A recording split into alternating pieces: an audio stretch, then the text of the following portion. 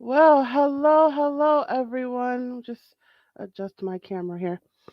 All right. Well, hello, everyone. It's your girl, Gabrielle. Welcome to a brand new episode of Hot Topics. If you are new to the show, let me tell you what this show is about. So, this is the show where we like to talk about real talk about real things, right? We like to talk about things in education, employment, mental health, physical health, or anything else that is steamy. And as we are part of my company, A Step Ahead Tutoring Services, we like to educate you. So think of this as a weird twist on educational programming. So I hope that you learned something today. And I look forward to, I don't know if I'm teaching, but I look forward to explaining things to you today um, because I have an awesome guest with me. And, she's also a podcaster, she's a fellow tutor. And I am looking forward to this conversation because whenever I have an opportunity to talk to another tutor about the tutoring business, I am all for it. So let me tell you what the topic is today. So, the topic today is Talking with Tutors, Part 9. So, this is the ninth installment of this topic. This is the ninth time that I have done this. And like I said, whenever I have an opportunity to talk to another, not just another tutor, but another tutor that has established a business, right? Because I think it's two separate things, right? You have the side hustlers, which is great. I started off as a side hustler, and then you have the actual business component. I see it as two separate things. So whenever I talk to a tutor that not has taken that side hustle to a whole other level, I'm all for it, and I want to pick her brain. So Talking with Tutors, Part 9.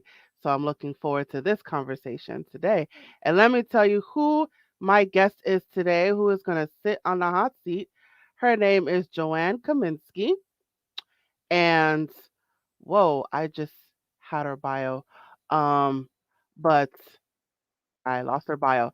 But she is an online tutoring coach. She has her own podcast and she has established a 4 and 5 figure business. I got to talk to her about that. So let me just go ahead and bring her to the stage right now, and I'm going to have her explain all that to you. So without further ado, I'm going to bring Joanne to the stage. Hi, Joanne. How you Hello, doing today? hello. I'm good. How are you?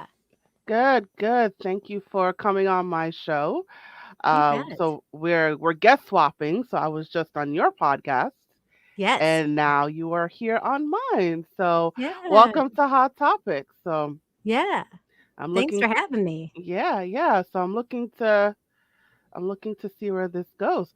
All right, so let's get right to it. So one of the things that jumped out at me as I was reading your bio was you established a 4 to 5 figures Uh-huh. for your business. Yeah.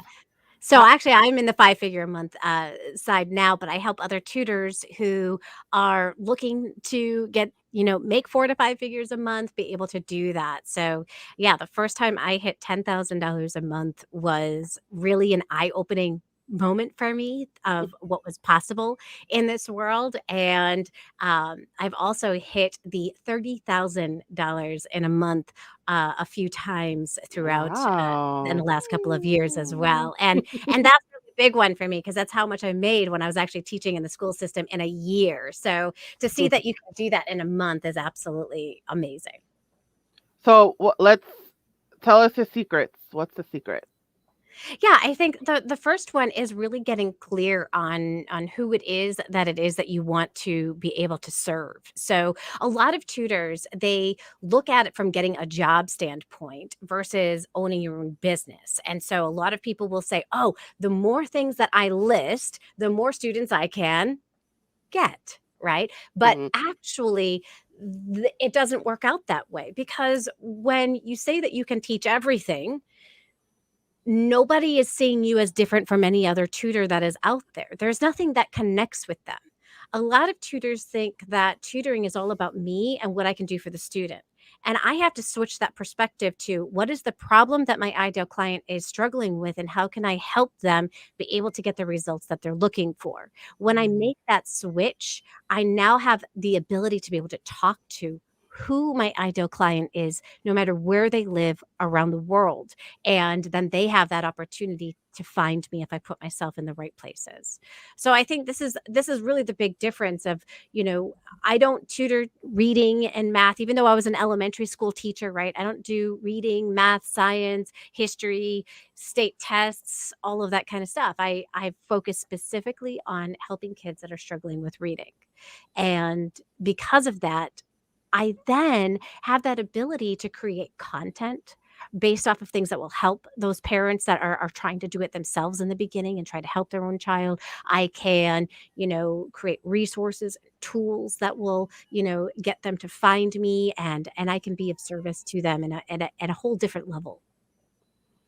So so you're so now you focused on one subject and you identify the one subject that you're strong at and you use that to find your clients. Yes. Yeah, because it's somebody who has a child, whether they're struggling in reading or math, they're not going in there looking for somebody who can do reading and math. They're looking for somebody who can help them with reading, right? They're not looking for somebody who can help with all of the subjects. They're looking for somebody who is an expert in that field, is able to identify what the problems are, and then can close the gap in that area.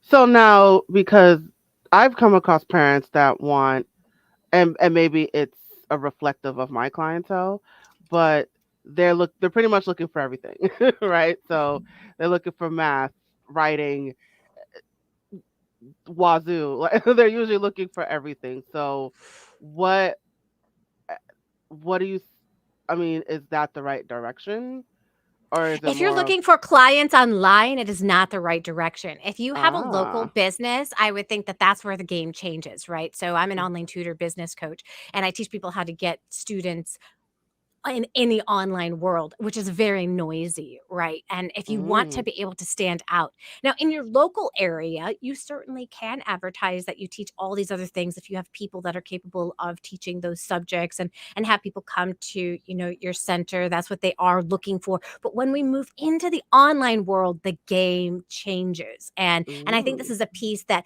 people like. They like to treat the brick and mortar business is the same as the online, and it's a very different ball game.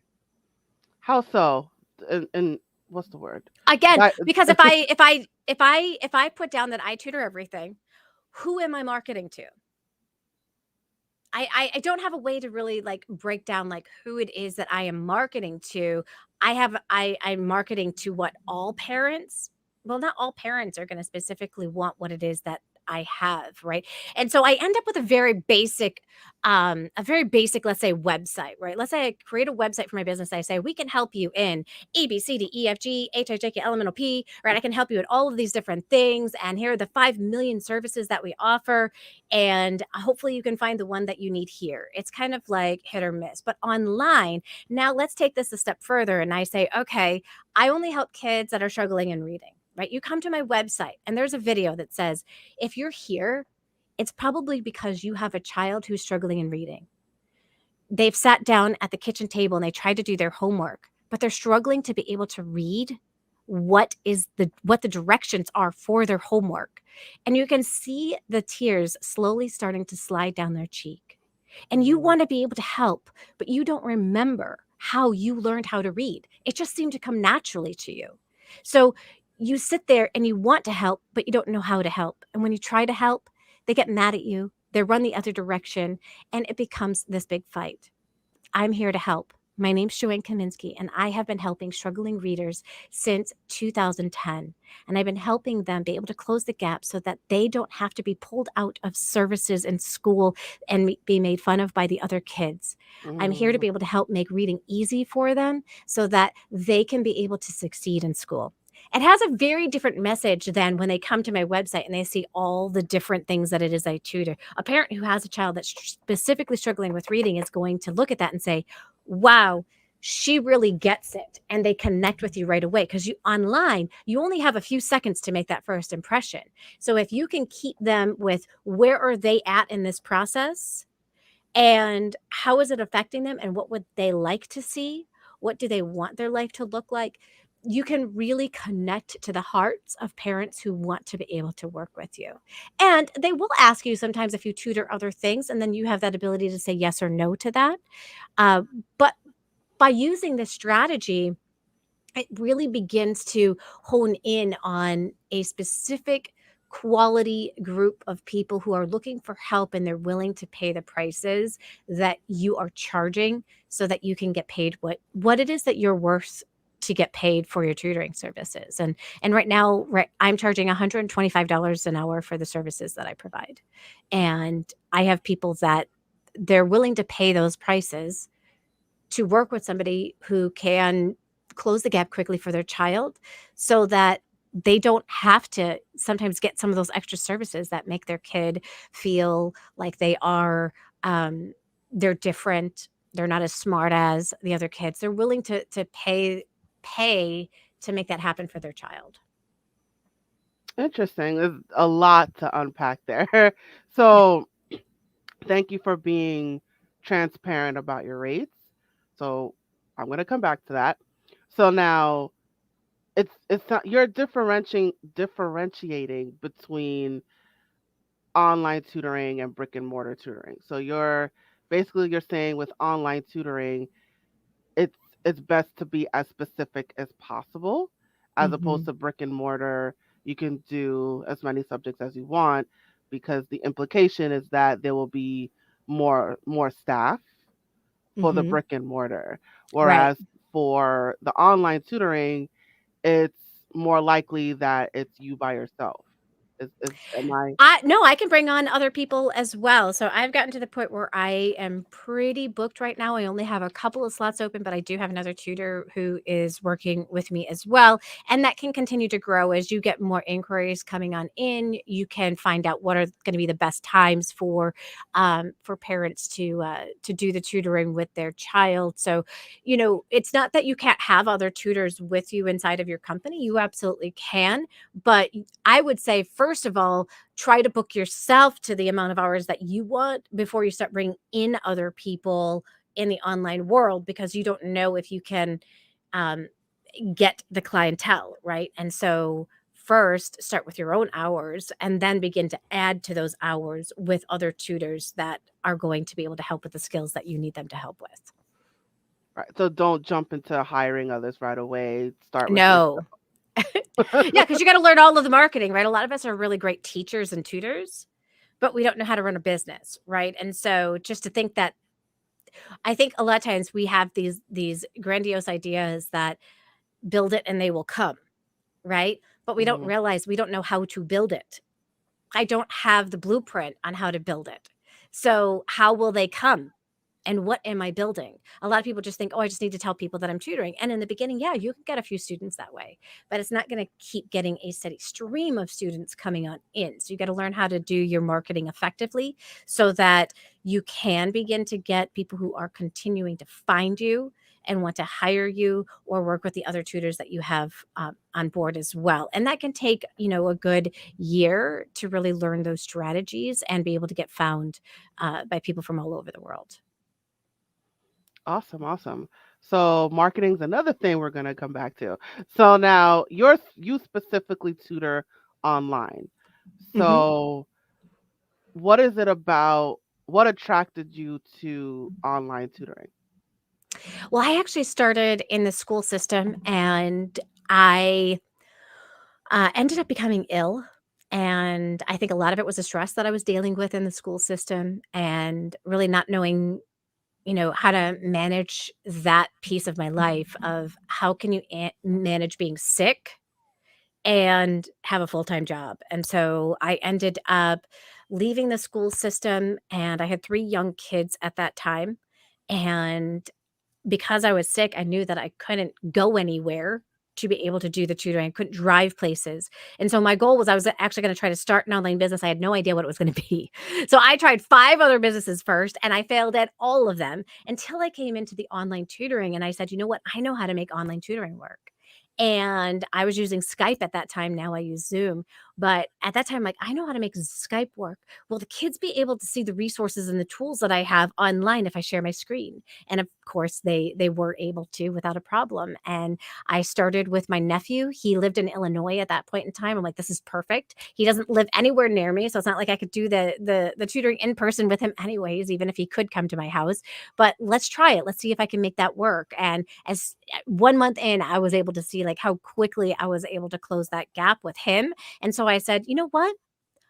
I'm going to do this. Like, I'm going to do this like full time. I'm gonna just keep advertising and getting the word out there and getting students to be able to work with kids. And I had some local people that would work with me online. I had some local people that would come to the house. So I really did open it up, but I was not going to travel to other people's houses. And the big reason for that is when I was teaching in the school system, I did work with a student, on the side on Saturdays, and I drove to their house, and I had already experienced that and how it was a terrible business model to have to drive there. You get all of your resources together, you drive there, you sit down, you have to chat with the parent for 5 or 10 minutes, because nobody wants to be rude and be like, let's get started right away. Right. And then the session ends, you're there for an hour and then you chat again for another 10, 15, 20 minutes because you don't want to be rude. And then you leave and you got another 10, 20 minutes. It was, a 1 hour tutoring stint was like, with planning and with getting to their house, it was taking 2 to 3 hours of my Saturday, and so it was taking double the amount of time of what it should. So I knew when I decided to start my online tutoring, either people would have to come to my house or I would have to do it online because I wanted to be able to work with my students back to back to back and be able to get the most impact for them right out of the way and kind of skip a little bit of um, that conversation piece that I would have with parents before and after a session that were eating up some of the valuable time that I could be using closing the gap for other kids. So it's you started off um in person, but then when you were factoring in the time for planning, you're and the conversation, the side conversations, right? And Mhm. and you were only getting paid for that 1 hour, but then there was all these things in between that you weren't getting paid for. And so that made you decide, you know what, I want to either get paid for all that in between stuff or cut it out. And so that sort brought you to online tutoring. Yeah. Yeah. Yeah, and it wasn't even, like, something that I, like, thought of charging the parents for, so that wasn't even a piece of it for me. It was more of, how can I just help more students in a shorter amount of time versus, how do I get paid for the time that I'm chatting with the parent? Like, that didn't even cross my mind at that point in time. It was more of, this isn't this isn't helping the child move forward in their skills by having this conversation with the parent. Interesting, interesting. So a question just popped up here on the public forum. I don't know if you want to tackle this one, but the question is, I want to target Indian immigrants in other countries to get students. Where should I run my ads? That's a great question. I don't really teach. So we have to really take that word ads and we have to break that down. What are ads? Are we talking about Google ads? Are we talking about placing a Canva image inside of like a Facebook post and calling that an ad? So we really have to define. When I think of ads, I think of paid ads. And so I do not take part in paid ads, and I'll tell you why. Paid ads do not get the kind of traffic that you think. Every single one of those is a cold lead. And so I don't have the time for people to really value what it is that I do. And a lot of them will come right on out with the question of how much do you charge before they realize if I can even solve the problem that they have. And so they're just looking for that quick, give me a price, how much do you charge? And then going through their head, can I afford that? Can't I afford that? And so I like to skip and bypass that. I would rather build relationships with people online where they can get to know, like, and trust me. So I use a lot of what's called search engine optimization, SEO. This is where if somebody types something inside of Google, then a bunch of results come on up, right? I want to be on page one for those kinds of things. So if I am specifically targeting Indian immigrants, I have to know what is it that they are specifically struggling with? Are they coming to another country? What country are they coming to as an immigrant? Um, where are they located? Where can I find them? What are they struggling with? How can I create resources and tools that are going to help them in the meantime, before they realize that they need to come to me and be able to help? They want to work with me specifically. So there's a lot of pieces that you have to really take a look at and say, what are the types of words that they are typing into Google to be able to find what it is that I do? Are they typing in, people who help Indian immigrants, right? Probably not. They're not going to identify themselves in the question, but specifically, what is it that their child is struggling with? But you can take a look at certain countries and you can find, if you use a tool called Uber Suggest, you can find what keywords people are asking and typing in by typing in the country that they are from. So, knowing the country that they are from, knowing the language that they specifically use when they type things in can help you be able to find them. And then it's a matter of creating content. Create a Facebook group, inside of Facebook that specifically targets your ideal parent that would be struggling with what it is that you want to be helping with. You can create a community of people that you're serving there, and then that can slowly turn into something that they decide over time they want to move forward with your one-on-one services, so that they can continue to work with you. But I would also think about, again, instead of placing ads, where is it that my ideal client can find me? You can find podcasts where that these parents are listening to. What podcasts are they listening to? Could I become a guest on that podcast? You really want to think about all the different things that you can do to be able to get found. And today online, there are so many different ways that you can get found, right? I can create videos on YouTube. I can get on other people's YouTube channels that target my ideal parents that I want to be able to help and serve. I can attend conferences and be a speaker at those different conferences that they would be attending that is going to help them. I can create resources. I can create tools that are going to serve them, that they can find, that they can download, they can get on my email list. And each of these is a longer process, right? These are just different ideas. I want people to really open their minds up. There's a lot of ways that people can find you, but if we just think about running an ad, like a one-time bloop kind of thing, it's going to not work out as well as you want it to. Me just saying that I help kids that are struggling with, speaking English in America who come from India, it's going to catch some eyes, but it's not going to catch a lot of excitement around what it is that you do. So hopefully that helps you.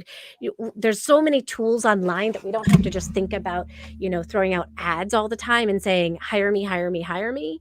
Instead, I can create resources, tools, add value for people to be attracted to me. And that's really what I teach. Is I teach attraction marketing versus how do I just create this billboard that's going to get the word out there that I do tutoring. Awesome, awesome. Thank you.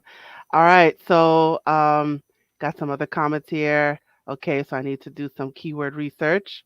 All right, and collaboration. So attraction marketing. That's interesting. So you're not so much focused on taking out an ad.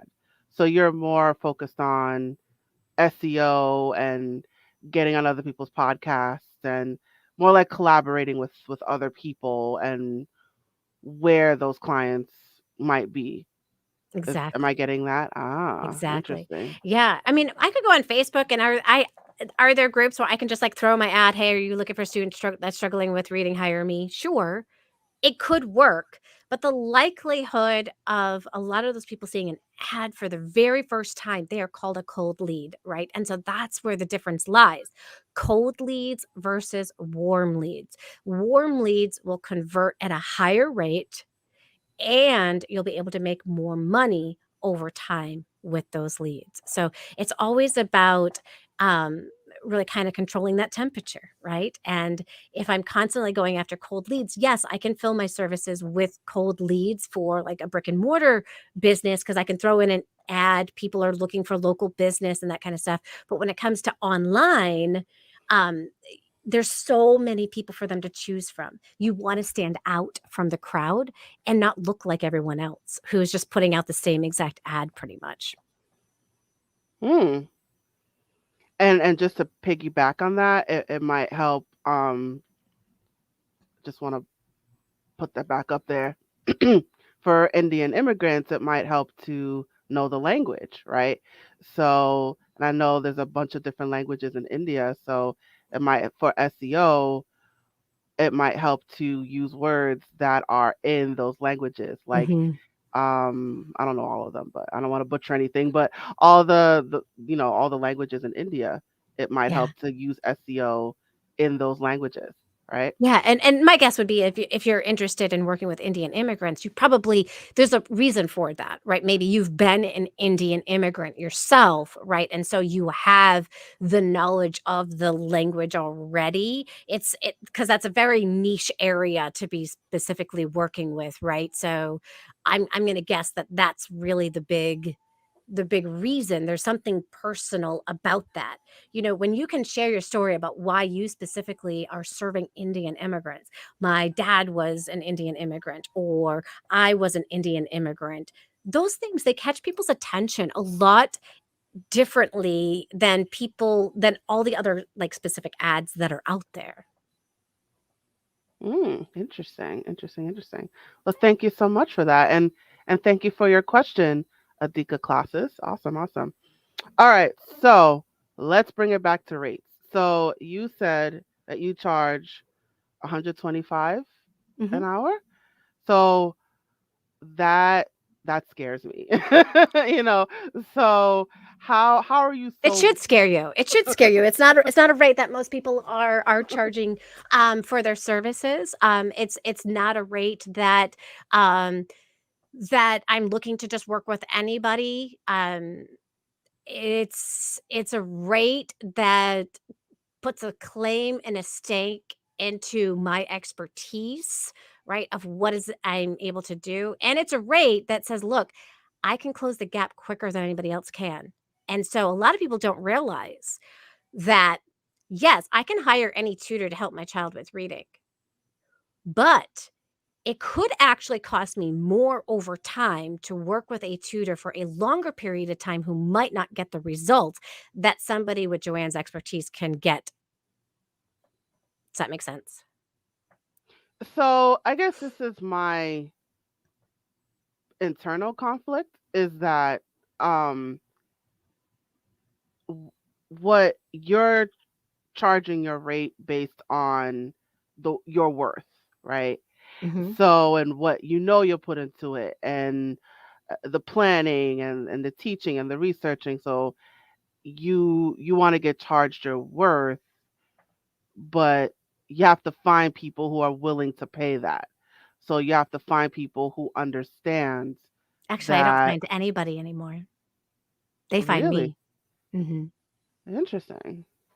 And that's what Yeah. the attractive That's what marketing. attraction marketing is all about. I no longer have to go on out there and find people. They are finding me, learning about me, and then hiring me. Oh, okay. So now bring so now what do you say to tutors who have in a way I still have that internal conflict of charging your worth versus charging what's affordable. So I don't tell people that I am marketing to people who can't afford my services. I think here's the problem that we lie into as teachers. We want to be able to help everybody, and that's great. But we are a business, right? And we are here to serve certain people inside of our business. And tutoring, it has such a big, there's a big circle of people that fit into that, right? You've got after school services that are free. You have people who volunteer their time for services, right? And then you have people that, have their own tutoring company that hire other people. And a lot of those people may be like college kids or some teachers that are looking for some additional income on the side. And then you have, at the top tier, you have those people that are completely like trained to help in this one specific area to help you be able to get that result. And those people that are at that top tier of the tutoring world, they know exactly what the problem is, they know how to solve it, and they're not going to waste your time with being able to do it. And so, there are three things that take into consideration with rate, right? You can get a service and it can be a fast service, but it's not going to be cheap, right? You can get a cheap service, but it's going to take you longer to be able to get the kinds of results. So, which end of the spectrum do you want to be on? Now, I had to fight. I grew up extremely poor. I grew up with a family who was on food stamps growing on up. And a lot of people would say, well, wouldn't you want to serve those kids that were in that same kind of financial situation? I did. I spent 10 years in the school system working with those kids. And it didn't pay the bills that I needed to be able to pay, and today I market towards the people that can afford my services. A lot of people, once we start charging $50 or more an hour for tutoring services, you have already decreased the amount of people that can afford your services, right? They're going to be looking for the free options. They're going to be looking for the options that aren't, as expensive, so those aren't the people that really I'm marketing towards. The people that I'm marketing towards, they really they're really struggling with this idea that their child will never learn to read, right? They're really struggling with this idea of, look, I want my child to be successful, and I'm willing to do whatever it takes, and I'm going to take the steps that you tell me, Joanne, that I need to take so I can help my child get those results. And I want to do it in a quick manner because I don't want my child to have to struggle anymore. So those are the people that I am out there servicing. If you want to make a really great income in tutoring, you absolutely can charge less for your tutoring services. I didn't start at $125 an hour. I wasn't ready to. I started at 40.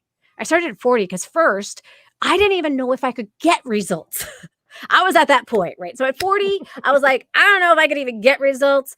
I don't even know if people are going to want this online thing because this was back in 2010.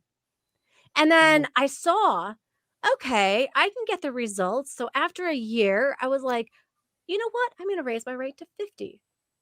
And after another few years, I was like, I'm going to raise my rate to 60.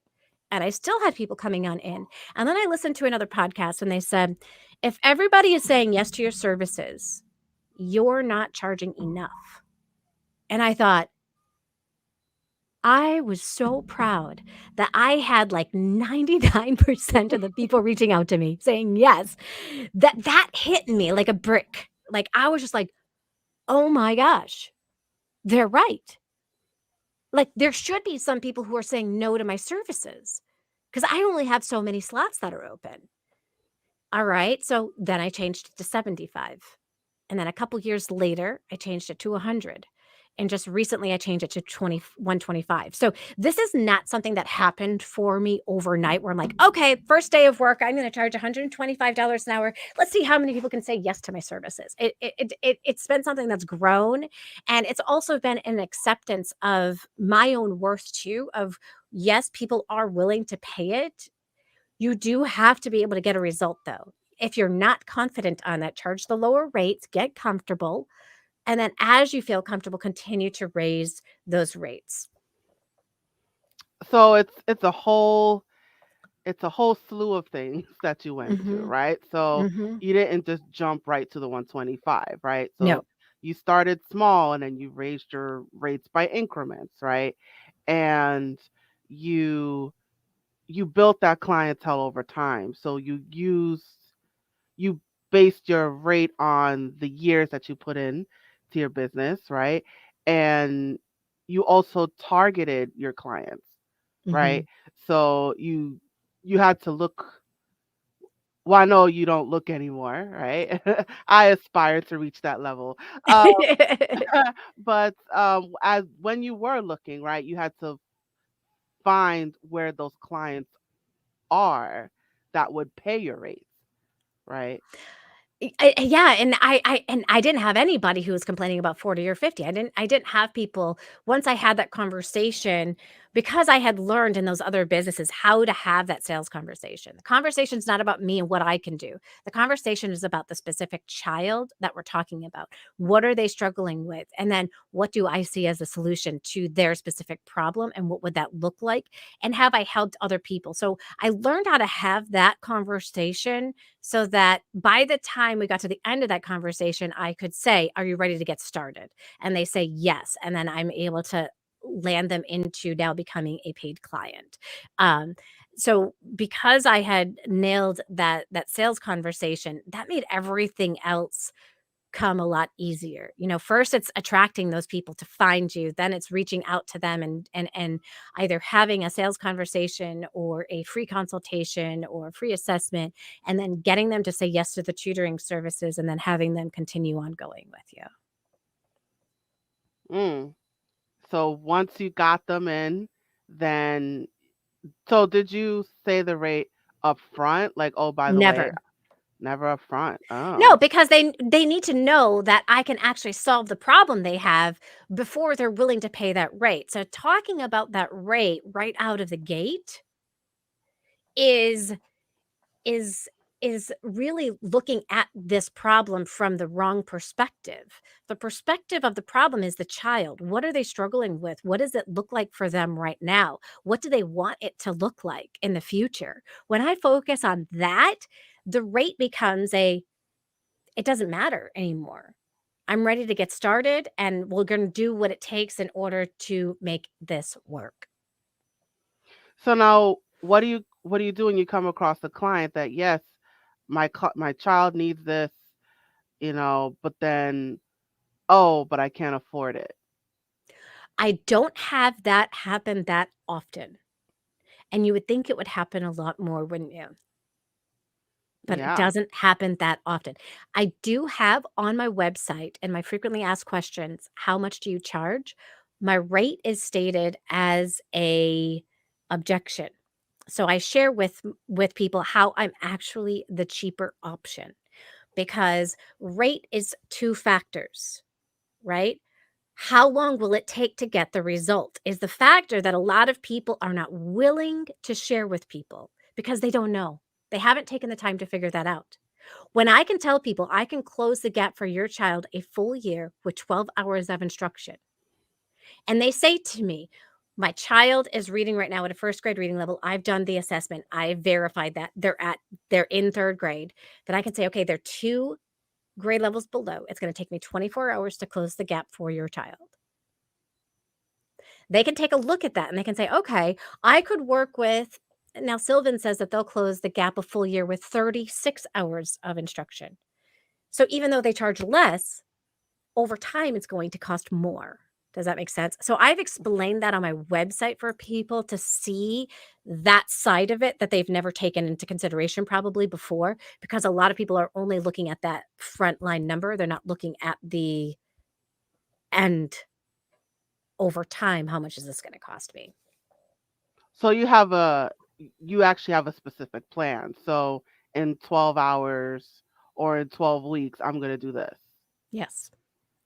And then this is how much it's going to cost, but I'm telling you in 12 weeks I'm going to do this. So you have Yeah. a specific plan Yep. and you can prove that you can stick to that plan. Yeah. Now, are there cases where kids don't fit into that plan well? And am I upfront about it? 100%. There are some kids, I do an assessment right out of the gate to find out what is their short-term memory like. So, if I have a child who has a large gap in their short-term memory and, um, they're not able to hold on to information, I can let the parents know that. It's probably gonna take longer for your child because they are dealing with some short-term memory issues. We need to strengthen their brain in order to help them hold on to the information, but it's gonna take them longer to learn than it would somebody else. So I tell them that right out of the gate so they know and they're not surprised. Or if I have a child who has dyslexia, I let the parent know right out of the gate, this may take longer because your child has dyslexia. I just want to be completely upfront with you. If I have a child that does not have dyslexia and does not have any short term memory issues, I'm able to close the gap in this amount of time. Does that mean that your child will not be able to read? Absolutely not. They will be able to learn to read. It's just going to take them longer. And I don't know how much longer it will take. I'm 100% upfront with these parents when I'm having the conversation with them versus leaving them, you know, wondering, right? Right. So yeah, you have your plan, but then, there's the unexpected that happens. Or if they have, so your plan is, how do I explain it? So the plan that you put out, right? It's under the assumption that the child is doesn't have any special needs. So if you have the child that has special needs, then you tell the parent, "Hey, this might actually take longer because Yeah. of the special needs." And in some cases, it could actually go faster. Like, you just never know, like, what their learning rate is gonna be, how big that gap is, how quickly are they going. There are some things that we just don't know, right? But 100% I tell them as much as I possibly can in that moment. Like, I let them know, like, "Hey, I've just had this one glimpse of your child, and you know your child better than I know your child, and the school system probably knows your child better than I know your child right now." Um, and so, like, I also ask, like, out of the gate, does your child have any IEPs? Does your child have any reading interventions that they're a part of at this point in time? How have they been progressing through that? So I'm asking all of those questions when I'm getting to know them so that I can get a really good feel for what are their expectations from me and can I deliver on what it is that they want me to be able to do? Mm. So just to recap, right? So in terms of your rate, you raised it by increments, right? You didn't jump out of the gate. You Mhm. you targeted your clients based on, excuse me. So first you target your clients, right? You target where they will be. You you you choose the right words for SEO. You also you're like a guest on other podcasts, right? So which also helps Mhm. with the SEO, and it's also relationship building as well. And you Mhm. focus on relationship building and not so much on paid advertisements, Correct. right? And it's a long game, right? So it's not something that you'll get right away, right? It's you have to build it over time. Yeah, there's short-term strategies that you can definitely utilize right out of the gate. I did. I put signs out in my local area. I put flyers up. Yeah, and I let everybody know in the world that I do tutoring and that kind of stuff. Those are some things that can get you some students like right out of the gate. But I knew that I wanted to do this for life, right? Like I knew for the rest of my life, I wanted to help kids that are struggling with reading. So I really have put the time and the work over the years to have a footprint online that people can use to find me and be able to work with me. And between referrals now from other happy clients to people finding me because they're local and they find me through Google My Business, and then people finding me through maybe my YouTube channel or other resources and tools I've put out there, or being out there on live podcasts today. It's funny because a lot of times I'll go on to other podcasts and I'm really talking about like being an online tutor business coach, but the reading piece always comes up because I also teach reading. And I build relationships with sometimes those podcast hosts, and they're like, "Oh, I have a child who's struggling," or "I know somebody who's struggling with reading. Are you taking on students right now?" So it's amazing how like those different situations can result in students, even though it's not my main my main goal or mission when I'm going on to different podcasts. So it just happens, it's Yeah. you come on one thing and then something else just connects with it and then it all Yep. just kind of flows Yeah. together. Awesome. Yeah, it's just networking, right? It's just networking and networking with the right people in the online world and being able to let people know what it is. I mean, I think the biggest problem isn't that as tutors, we're not good at what we do. I think a lot of us are phenomenal at what we do. I think the biggest problem is that not enough people know that we exist and that we do what it is that we do. And when we can authentically share what it is that we do with other people in these meaningful conversations, then it attracts people to want to be able to work with you, regardless of how much it is that you charge. I mean, there's might be some people who are listening, like, oh, yeah, I'd hire you, Joanne, but I'm not going to reach out to you because I can't afford your services. That's okay, right? Because I only have Mm. a couple spots left, right? I don't have tons and tons of hours. I'm working with like 16 students right now. I can only take on 20 max. So there's a limit to how many hours I can work. And I'd rather only work with those people that can pay that rate, that I can be able to reach those students so that I could live the life that I've always dreamt of too. And I think a lot of times we feel guilty sometimes about having that dream and that vision. What do we want our lives to look like? Right? As educators, we think I need to live in poverty. I do what I do because I love what I do, not because I want to get paid. I don't do it for the money.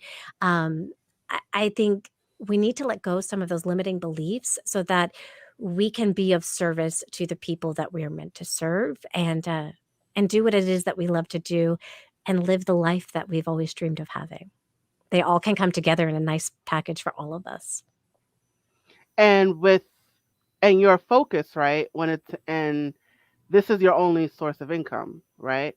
I have multiple streams of income, and I think that's really important to know, like, because I tutor reading and I help other tutors with building their business. And those are the two main streams of income that I have is from both of those pieces. So I tutor part-time and I make over five figures tutoring part-time. I make over $10,000 a month and I help other tutors, which brings in an additional ten to $20,000 every single month as well.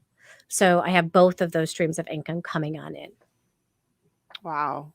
We got to do a part two because there's so much to dive into. But let me just get this last public forum question here. Um, just one more question. I am really afraid of hiring tutors. Should I? Like I know about myself, but how can I trust someone they will work like me building my business? I think that's such an important question. And when it comes to hiring tutors, you're not going to hire just anyone. I want you to think about hiring of really thinking about five people.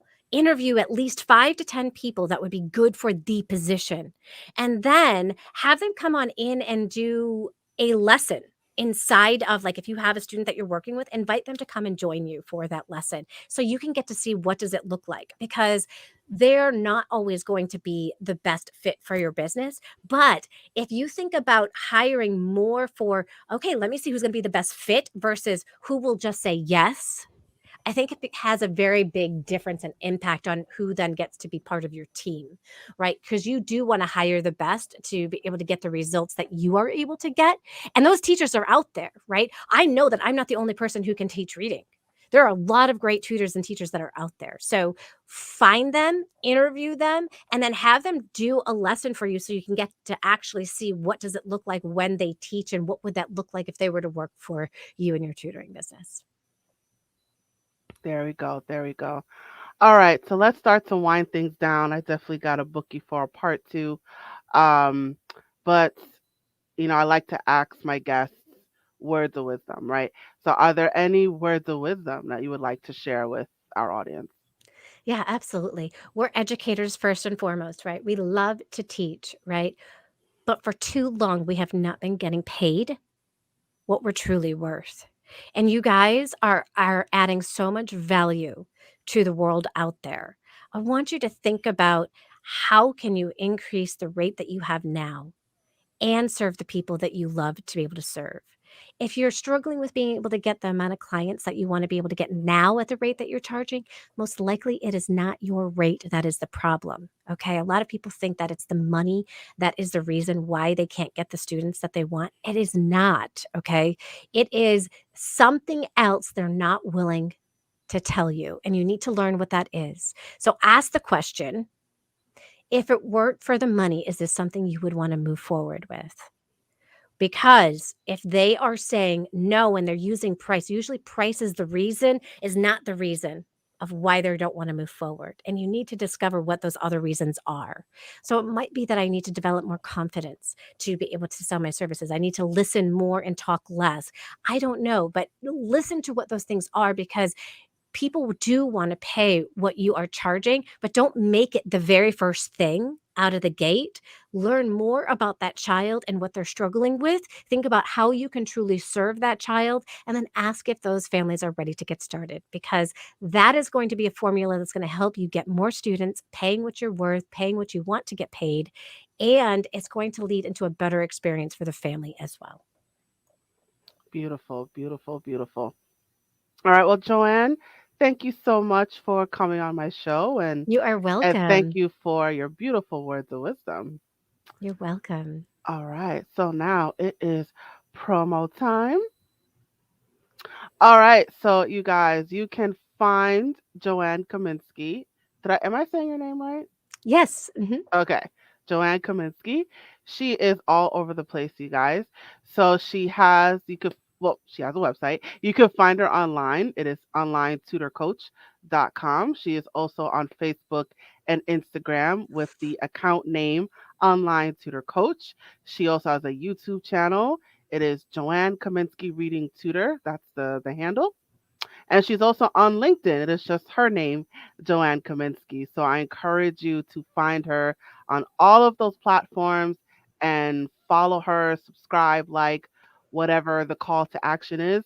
I want you to do it, you guys. So find her all over social media and just follow her. And if you want to learn more about her and her business, you can go to her website again. It is online tutorcoach.com. And Joanne, I know you briefly touched on it, but can you just talk more about your services, what you offer, all that jazz? Absolutely. Yeah, so I help people with, one-on-one coaching, being able to get uh, their all their things in place with their business, with their website, with all of those resources. I offer one-on-one coaching, and I also have a group class called the Jumpstart Your Online Tutoring Business Masterclass, and that is where I take a group of tutors. We have an entire cohort that goes through all of the steps all at once together, and it's a much more affordable package so that people can get their business up and running to the way that they want to. And for those of you that are just kind of looking, you're like, okay, like I'm not really ready for this. I just want to know, how do I get more students? Go to onlinetutorcoach.com/50, and you will get 50 plus ways of how you can get online tutoring students, so that you can begin getting students in the door. And then if you are interested in really taking your business to the next level, you have the resources to be able to pay for any coaching services that I would be able to help you with. Beautiful, beautiful. Thank you so much for You're that. welcome. And one last thing, you have a podcast I called the do. Online Tutor Business Podcast, which I was recently a guest on. Tell us about your podcast. Yeah, so the podcast interviews just really interesting people that can help us with our business. Some people are tutors themselves, some are experts in different industries, but they're all out there, and their main goal is to be able to help us as tutors be able to get really create a business that thrives in any economy. There you go. And you guys check out her podcast, subscribe to her podcast. You can find it wherever you get your podcasts, so whether it's Spotify, Apple, Stitcher, wherever you get your Amazon Music, wherever you get your podcasts, check it out. It is called the Online Tutor Business Podcast. So subscribe today, you guys. All right, Joanne, thank you so much for You're coming on Hot welcome. Topics. Yeah, thanks for having me. Awesome, awesome. I will place you backstage now. And it is just you and me, guys. So, we definitely uncovered a lot, a lot, a lot. I gotta book another show with Joanne.